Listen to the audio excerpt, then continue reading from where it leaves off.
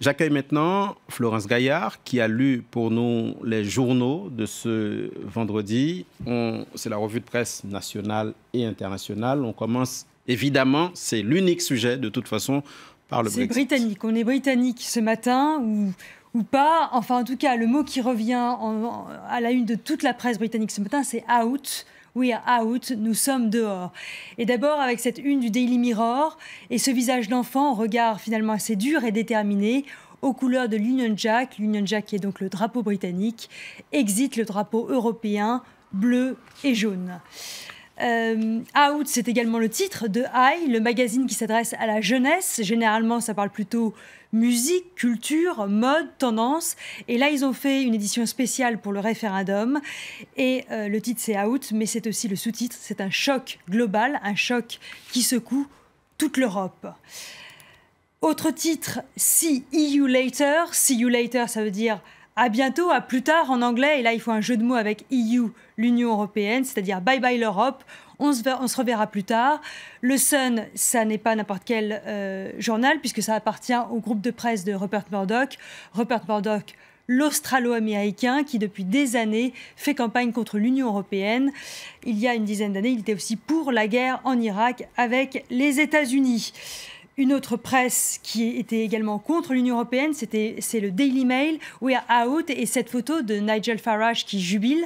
Nigel Farage, c'est évidemment le chef du parti UKIP, le parti eurosceptique, pour ne pas dire europhobe.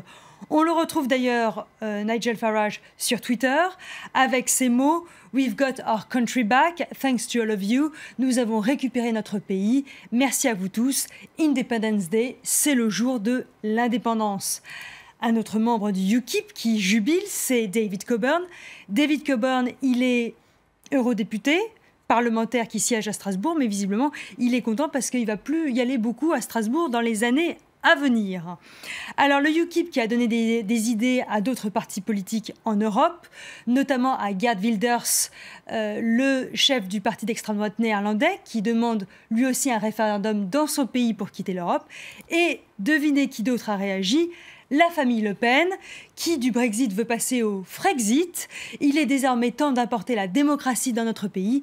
Les Français doivent avoir le droit de choisir et de partir de l'Union européenne. C'était Marion Le Pen, ou Maréchal Le Pen, Marion Maréchal Le Pen. Celui, en revanche, qui fait plutôt la tête, c'est David Cameron ce matin. David Cameron qui se fait copieusement insulter par ses collègues du Parti travailliste. You stupid, stupid man. C'est un parlementaire du Labour, un de ses collègues travaillistes, Jamie Reid, qui lui dit à David Cameron: voici ton héritage, voici ce que tu vas laisser dans l'histoire, voici ta trace, c'est-à-dire l'échec de ce vote, de ce référendum. Et, petite pointe d'humour pour terminer, la page de Jamie Ross sur Twitter.